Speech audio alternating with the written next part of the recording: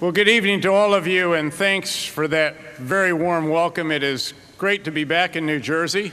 I was back in Washington for congressional testimony, and the Command Sergeant Major of Multinational Force Iraq, Marvin Hill, and I went to see our wounded warriors at Walter Reed, as we typically did while back in our nation's capital.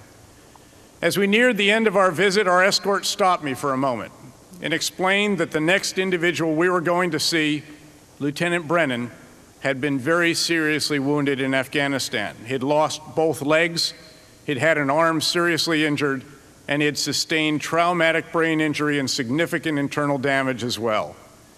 In fact, our escort noted the lieutenant had been completely unresponsive to any stimulus since he'd arrived a week or so earlier.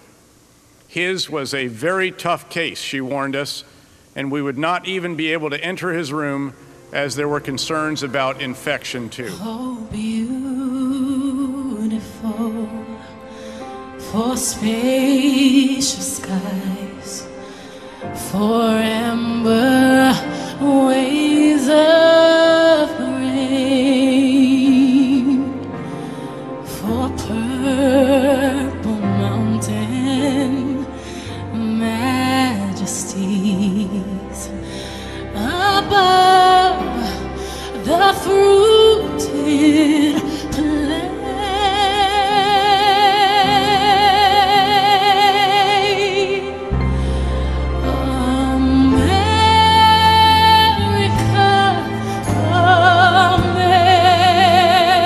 America, God shed His grace on thee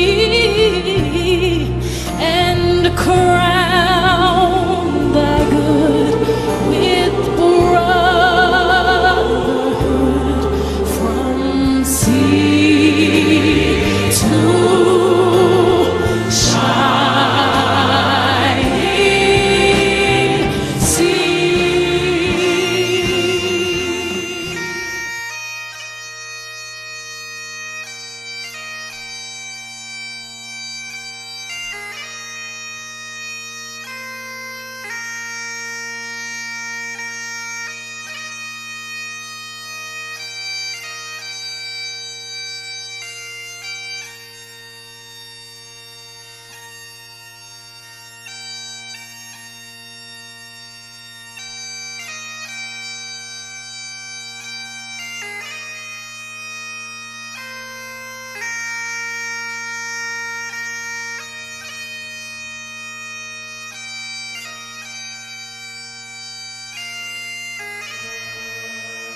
We decided to try to talk to Lieutenant Brennan.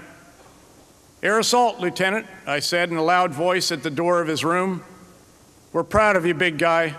Thanks for all you've been through, and thanks for the leadership you provided to our troopers." "Hey, sir," Sergeant Major Hill chimed in, "stay tough. Your men need you back. Keep fighting." There was no response whatsoever. And we could see that Lieutenant Brennan's parents and family were having to try hard to cling to some hope that their son might one day be given back to them.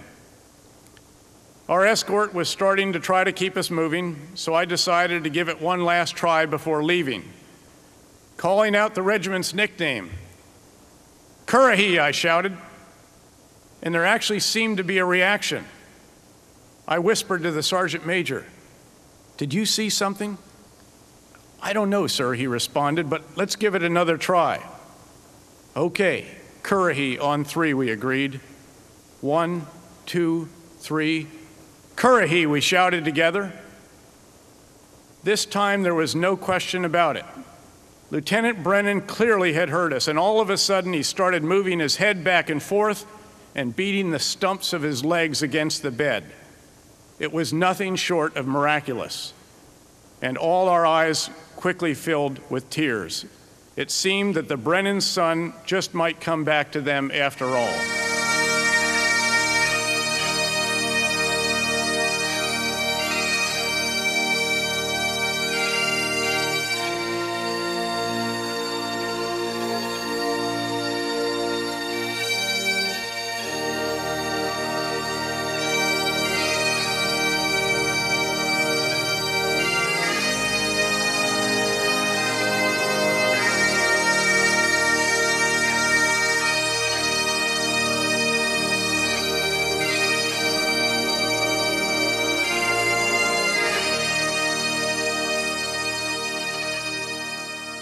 I want to hear you shout, Currahee.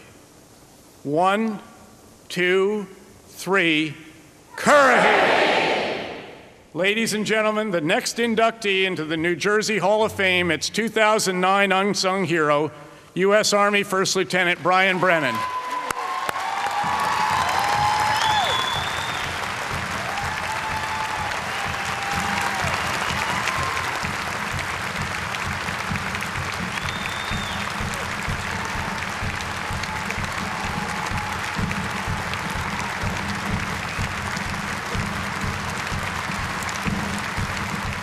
I accept this honor on behalf of all servicemen and women who put on a uniform to go to work every day, including policemen and firefighters. However, I also accept this award for all the good-hearted and hardworking Americans that do not receive such recognition that they deserve.